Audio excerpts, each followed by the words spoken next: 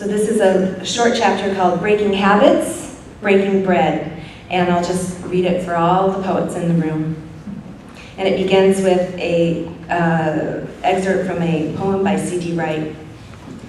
And how does a body break bread with the word when the word has broken again and again, with the wine and the loaf and the excellent glass of the body? And she says, even if the sky is falling, my peace rose is in bloom. And that's from a poem by C.D. Wright called More Blues and the Abstract Truth. I've seen several staged hypnosis shows, and they're always basically the same. People doing silly or weird things just because someone told them to sleep deeply now. And certainly, there is a part of me that's thinking, these people really believe that they have been hypnotized to do these things. And so, they do these things. That guy really does sound like he's speaking Japanese, and those two boys really are moving their bodies like strippers.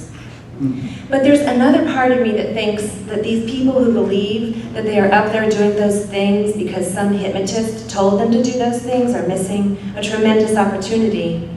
If a showman hypnotist can suggest that you are an opera singer and then suddenly, without any training, you sing the Toreador song from Carmen without missing a note, imagine what you can do if you suggest to yourself that you can finish writing that novel, get that promotion, learn French, or achieve whatever you need in order to be the person you know yourself to be. It's common to think that other people are controlling us, or that our unconscious is running the show, or that everything that is wrong in our lives is someone else's fault. And who are we when we believe that? Puppets on a string, victims of circumstance. And what needs to happen to that puppet? She needs to replace her strings with a bungee cord. We talk about breaking habits and say that for most people it takes 66 days for you to be convinced that a habit has gone for good. We talk about releasing trauma and say that it takes remembering the incident, but not feeling it in the same way, not collapsing, wilting, or breaking in the face of it, to be convinced that it is no longer running our emotional control room. We talk about getting over a person or event in our lives and know we are successful when we think about that situation or person and no longer feel the pains of longing or belonging or regret. The words we use to describe these desires to break, release, and get over are themselves clues to how to do it. The first step is to transform these words into metaphor. These metaphors into visual images. The second step is to use your creative mind to elaborate on the story. For example, if you are trying to break a habit, imagine it as a scene in a cartoon world. What happens when a character breaks something? I see a rock and a character with huge hands who is crushing it. The pieces fly all over the place like confetti. Or, I see a wall and a character with a sledgehammer twice his size. He hurls it at the weakest point, causing the wall to crumble. And what happens next?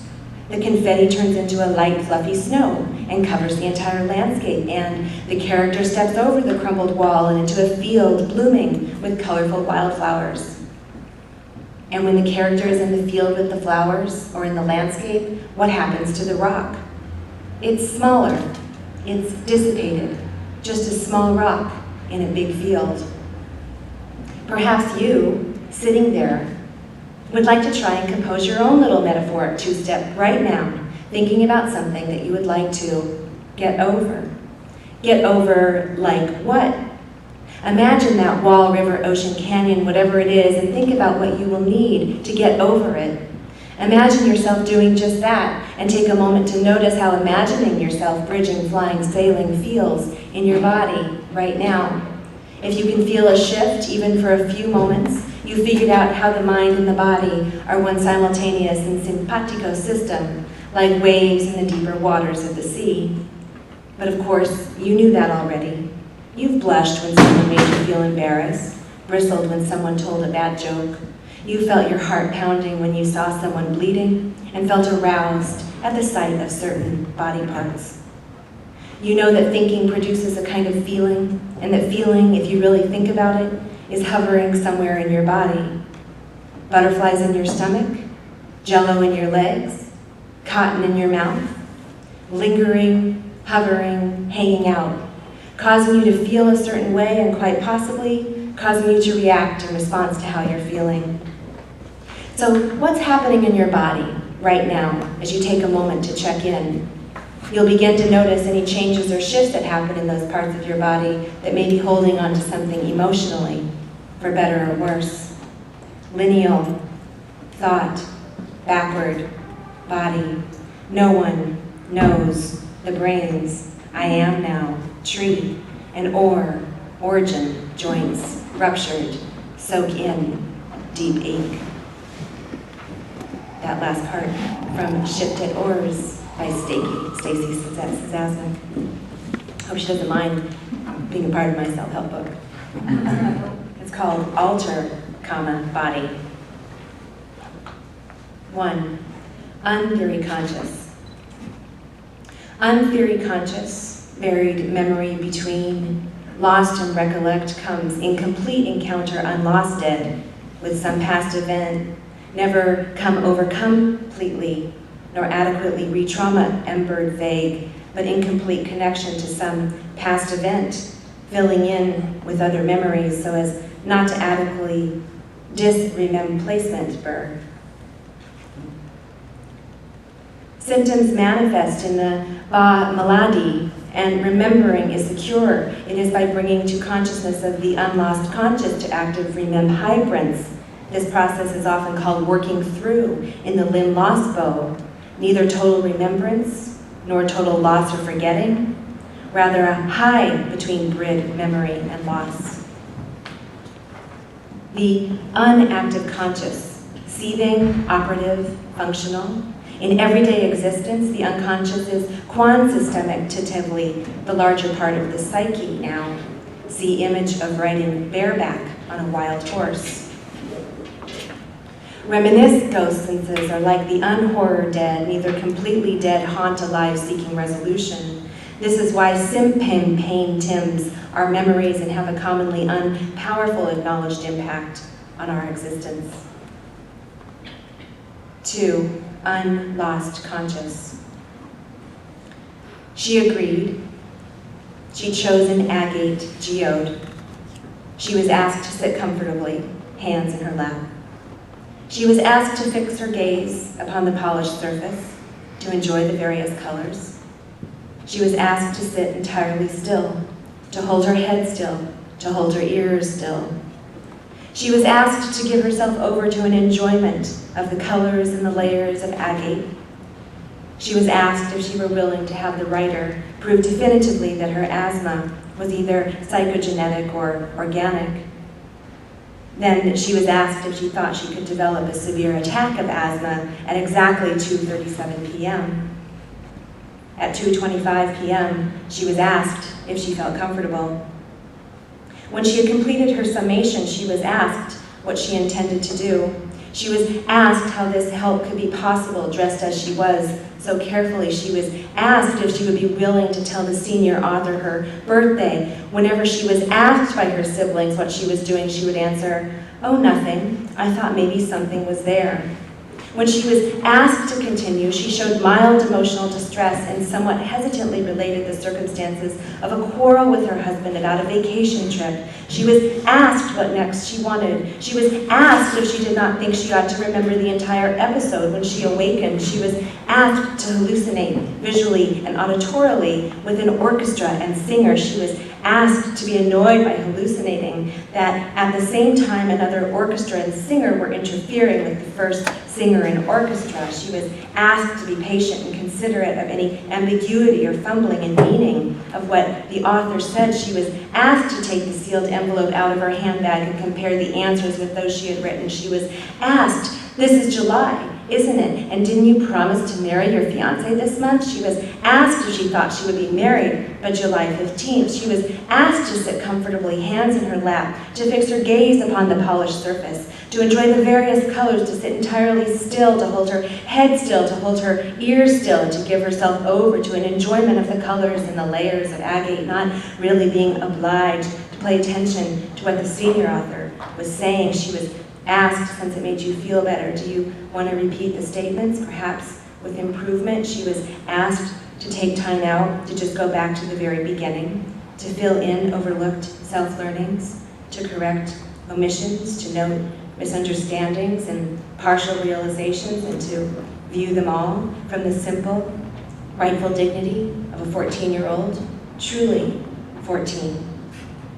She was asked to recall fully all the many visits. She was asked to give reactions. She was asked if she were willing. She was asked if she were willing. She was asked to know. She was asked how she felt. I'm going to read from just 3 of the sections.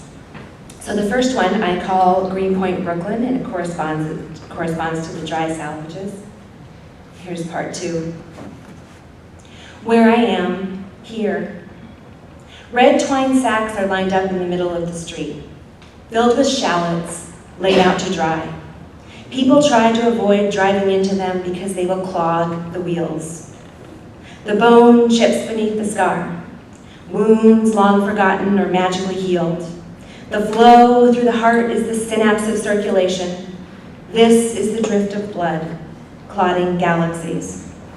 The drift of memory, smoke through pine trees, campfire. White sky could be the Milky Way.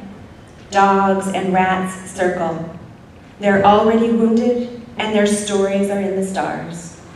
The world around a still point turns, made of flame and twilight, into and around. The point dances itself still. Stop and go, you can't tell the difference. Call it fixity, where time and space collect momentum towards, away, and up. Plunge into the point where there is always dancing, but never one body. I can shout, "Here we are!" But I have no idea where we are, or for how long, or when it will end. There is no footstep to be followed here. Not free from daily life, not free from action, free from suffering, free from compulsive inner and outer drives, not free from volatile emotion. Oh, to be light as a feather, moving without motion. This is you stopping the world. Don't lose me now. Tame your thoughts. Old mind, new consciousness understood. In part exhilarating, in part terrifying. All here in past and future. Your body is changing into weakness woven out of years. Nothing protects you from dying and the hell of what bones cannot sustain. Time, time, time, time, time on the spectrum. You're using fragments in your memory to see. If you are conscious of this, you might see through time. Thank goodness you're not, because look, here you are, in a meadow, ducking beneath a willow as the cold sleet beats. Do you remember how not properly sealed the window leaked all of the heat out of the room, except the fireplace, its smoke fall, warm? It's noticing that matters. Only by living in time does time stop. Why? Because once there, you can't notice how cold it is. All you feel is the night. Here we are still. The lights are dim and the guests have left long ago. Daylight won't come for another few hours. We're lucid. Car headlights make lattice shadows on the wall. Skate. There's not a pattern. There are monsters in the figures, but they're beautiful. Hard to believe we're in motion on this spinning planet, but it's alive, always changing, every dust speck and molecule. Rain doesn't clean the streets. Confessions don't purify the soul. They only reinforce the guilt. In time we touch and you can tell that I'm here. This moment will not be empty because in you I am both complete and alone. Without contradictions we would be completely confused. One channel all the time, showing the same faces straining to see meaning in a slice of cake or catharsis in a dead flower, focusing hours upon days upon years, getting signatures on the right sheets of paper only to watch them blow out the window, breathe in and breathe out. The planet is a watery lung, in time, out of time, in time, out of time, in the beginning, in the end. Hiccup last night's lousy dinner, stewed tomatoes eaten with no memory of a single bite. Hiccup the potholed streets of Brooklyn, Poughkeepsie, and Saratoga, Tivoli, and Bath, our cities twitter on. Climb farther down, it's lonely down here, not a world, only a place, not here. Rather, inside, soul place, deprived, void of all attachments. Confusion of sight, anxiety, spirit. We can go this way or another. Both lead to the same place we're not moving. There you are, sitting. You're not going anywhere. It's the earth that moves as it tries not to be ripped off its center. Rock of oil, rock of molten metallic core, sitting still, very still, but for the wars and all the rage. And then for a section from Diasi Flores, the community garden, which corresponds to East Coker. Oh, darkness, we're all in it. The cosmic streams, the zero-point vibrations, the spaces between the spaces, the generals, CEOs, famous novelists, the skilled collectors, presidents and managers, kind-hearted volunteers and non-profit administrators, all of them into darkness. And into darkness goes Ugly Duckling and the Gathering of the Tribes, the Poetry Project, Belladonna, and the AWP, where artists are mediated and chilled to the touch and disoriented to the movement. And we're going with them into everybody's funeral, silent because there's no one to actually bury. If I said to my cells, calm down, just go with it, the darkness, it's ancient like the gods, as in an art gallery, when the lights suddenly go out, and instead of fumbling for the switch, you just sit down and trust that the swishing sound you're hearing is only a recording of water, and because you're in an art gallery, it won't drown you. Or like the old L train, before it was automated, when it got stuck underneath the East River for too long, the lights would all go out, and the people would stop talking or begin whispering. And you could sense all around the thinking that something was going to happen, or worse, the thinking of nothing to do.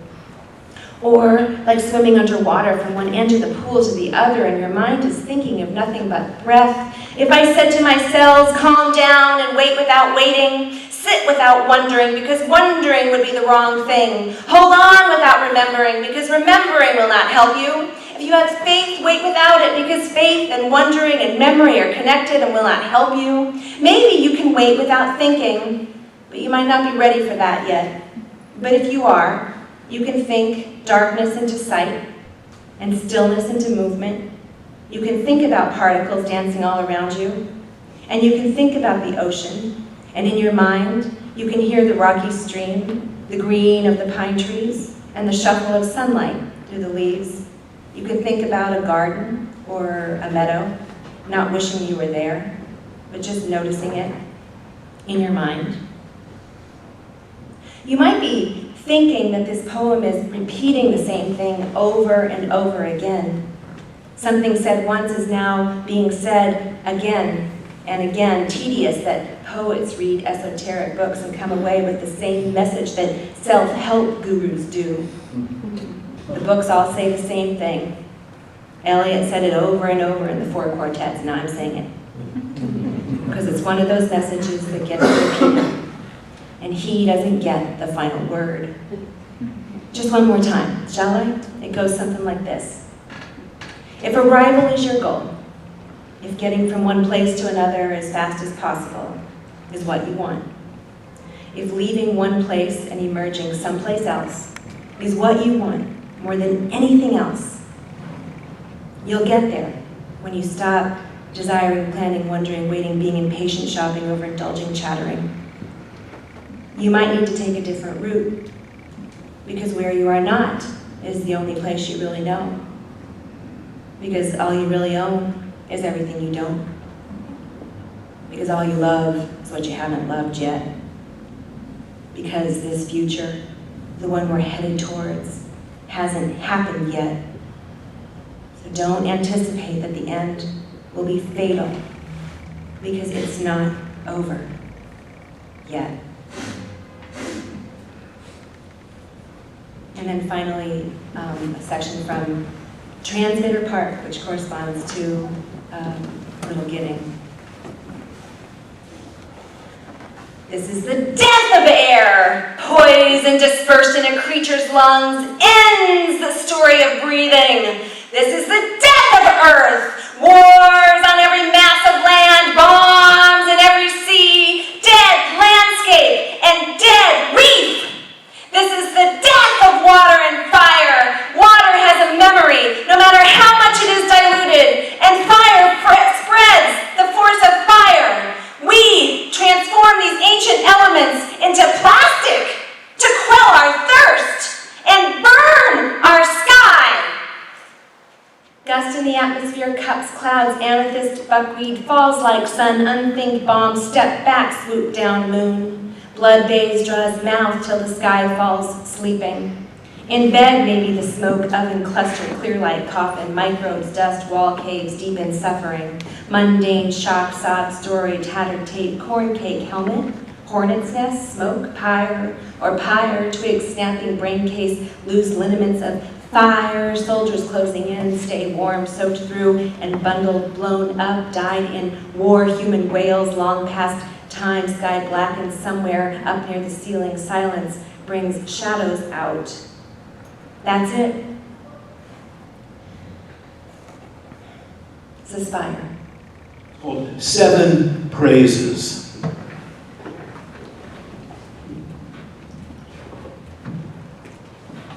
Be drunk, be the body drunk, move to become, be ruffled, wind become, be as brought here, be loosed, be kept, be loosed, lost, wind you are, know it, be light, find light, be found as in it, being as being is, be born. I write a lot of poems about art, and this is one of the earliest ones.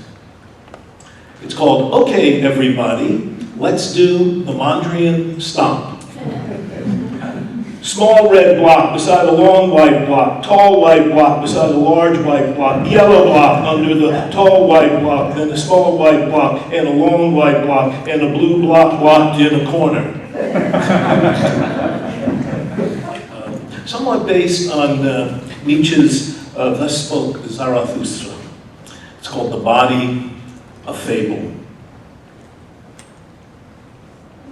Meeting you, or meeting anyone, I'm sick with my own clumsiness, the clumsiness Nietzsche cried against, tending that corpse all night, his fallen brother, who he set in the hollow of a tree that wolves not savage it. And at dawn Nietzsche woke and left the dead, shedding artifice after artifice as he walked from the woods, to be wolfish then among men, roaming their darkness. Yet each night dreaming of him in the log, by now sheer putrums seeping to the roots, and was glad so natural a thing became man, though likewise it filled him with terror. So the dream went. And though free of the forest each morning Nietzsche woke and despaired how stubbed in that dream his arms had become, how thick the neck and bent low by him who he carried boned in his chest, thinking, this must be the world on my back, but it is only my dead brother, and which hung in him, awkward and pain, dumb and stupid with anyone, this despite the glad thing he had seen its death to be. He who had put himself away from wolves where now fear held him, wanting to speak to and embrace whom he met from the body that was his, not the one yet to bury. Heteroglossia on 53rd. Heteroglossia, many tongues. Streets of a city I walk and lose the hour, Today, unsure of what I write, I circumambulate the new and the ruin, find it 12 noon, amidst museums and gleaming limousines. A bag lady shouts, I'm entitled. I also am entitled to my thoughts at least, yet all day dream or nightmare, do my talk, undo my walk. So I let talk pitch self into doze or dream and chat, man, woman, testicle, dessert. The language falls a chunk of disembodied sound through space. My body sometimes feels like a corpse, but talk here's talk, and I'm entitled in the streets, astride the century's fatted calf, the pavement glutted bowel. The talk of street people is a groaning each to each. I have heard them singing on the trash. Ghost words, ghost fuckers.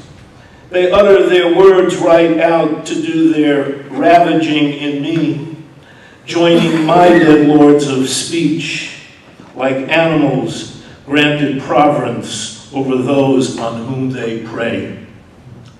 This is Lecture with Ceylon, the great poet Paul Celan. And there's some of his words in this. How many know the number of creatures is endless? So many know, only a gasp in their questions is possible. All that fullness of wounds that won't scar over, pain's grill work persisting in the memory. What sets one free within the sign and blesses the word flow without barrier. Not literature, which is only for those at home in the world, while air is trapped in the sealed vessel, contained in our containment, our relation to earth. Omnivore language, syntax of the real, riddling over matter, more difficult to ken than the Talmudic Angelus. Thus what black butterflies of grief at this leaf, at this flower. Already you have moved over ground beyond past and future into a strange voicelessness, close to speech, both dreadful and prophetic, all else utility and failure. And now the work builds to a word's confines, to a resemblance of lives touching the history of a rhyme between earth and dying, stanzas at Maresfield Gardens. The dream manifest as ruin. He feared forgeries and eliminated suspicious items from the collection. Still, after his death, many fakes were discovered. The ruin manifest as dream. He deployed figurines of ancient deities at which he gazed, those with half-turned heads he positioned over journals. His antiquities, the Buddhas, the protectors, the instructive voids he saw in Roman jars half filled with a crematorium's ash and bone. Those heaps, their inimitable deserted air out of that clay and back to clay, Adama. What to will from those shapeless mentors of speech, what utterance lifting powdery blackened grains to something human, what voice to throw out against those other gods, always in miniature, in their cruel presiding, in their fixed vesseling in bronze and stone, time-maned, fickle Isis, Osiris, noble Avalokiteshvara, whose raised hand is a gesture to the named and unnamed, who stand guard over the scriptor. And there, too, are the onyx-faced ones, scowling at heresy and betrayal.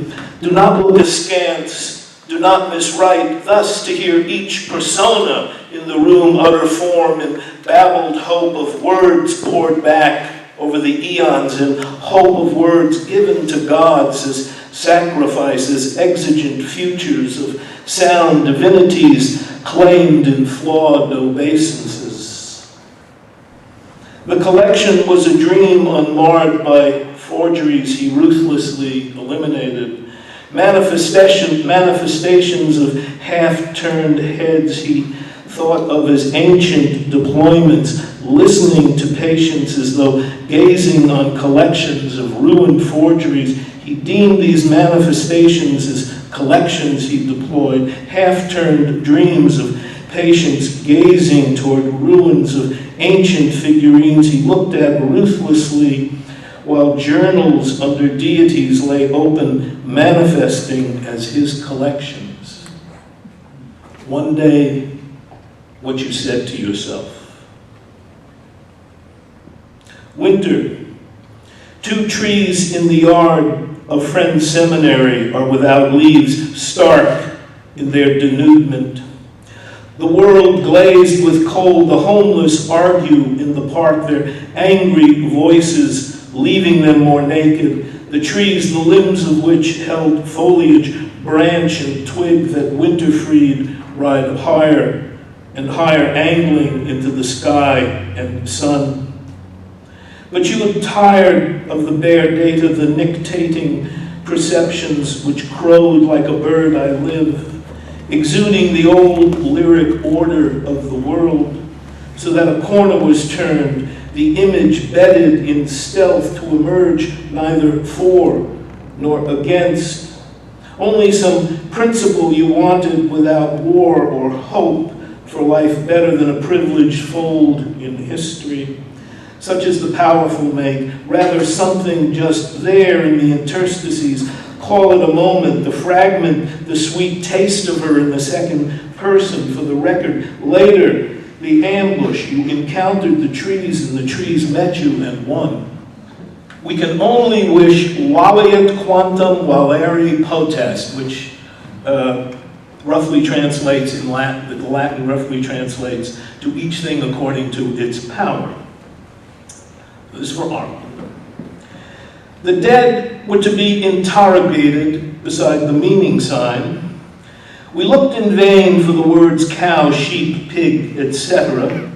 Haharira meant not only to comb, but also to touch affectionately, to stroke, to caress, to fondle, also to tickle and incite, and in the sexual sense, to be caught in the dreams of Pudepa. On many days, we admonished ourselves for our arrogance. Much of the vocabulary consisted of words hidden behind logograms, indicative of first things, the need and desire to speak, to bring back the body. Thus, who to propose a given meaning, who to vouchsafe its reliability? The dead did not need our wisdom. One context would have allowed the idea to hurt, to shoot, another to dismiss, to throw, to push aside as a child. The word stems were clearly uncertain. In the documents, Erabuski, the eagle, was made of gold and flew over without conjecture. But Elawatius, with its many syllables meaning unknown, appeared again and again in connection with the word for billy goat. Questions remained. The void offered utterance. We thanked the impenetrable silence for permission, for deepest gratitude. We bowed to the acrid muteness of another world. Take Esarasila. The context does not give meaning, but we pondered its sound on air. For we had been given the word as though incised in stone, as glyph or diadem, as memorial. Eshawaseki translated not only as blutig machen mit bluten beschmieren, but to become, to turn red.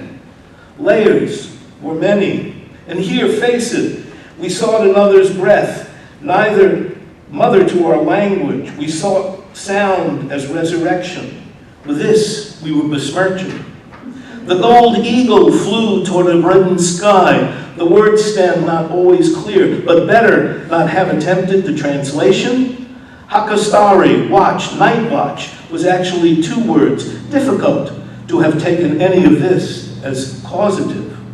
Still, all we wished for was that our efforts be Hanarasi of the birth stool, or that we would be led to Hantayara, a place in the riverbed where fish live, a backwater. O Waliad quantum valeri potest, no work for the self, only lust for lost voices, fellow Hakari, pairs of draft animals.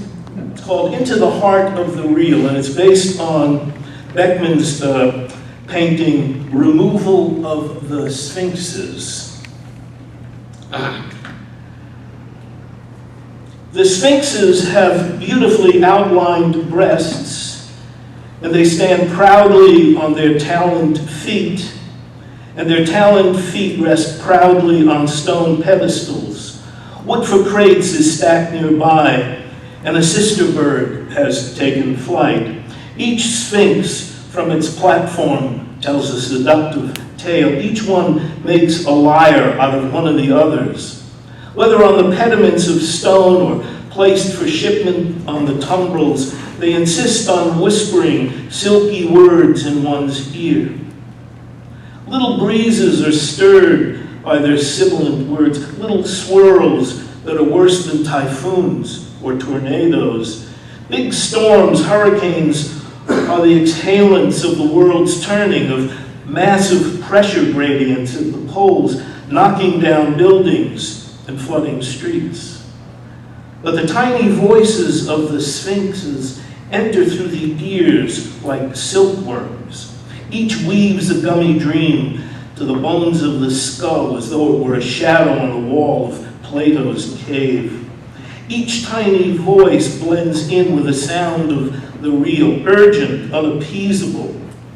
There's an official monitoring each skull who, even as he listens, is already insisting on the dream's removal. The Sphinxes must be carried off. One thinks that the officials would organize deliveries of this nature in secret, or at least elsewhere. But no, I have seen each one at the embarkation point, eagerly straining on the rope, gleaming with sweat, pulling the crates toward the ongoing barges. I want to dedicate this last poem to Adrian Rich, who maybe some of you heard died today.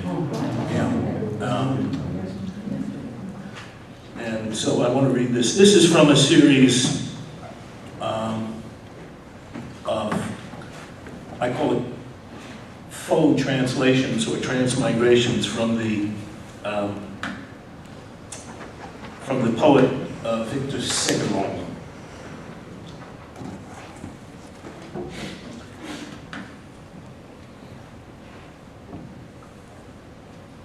It's called Emperors.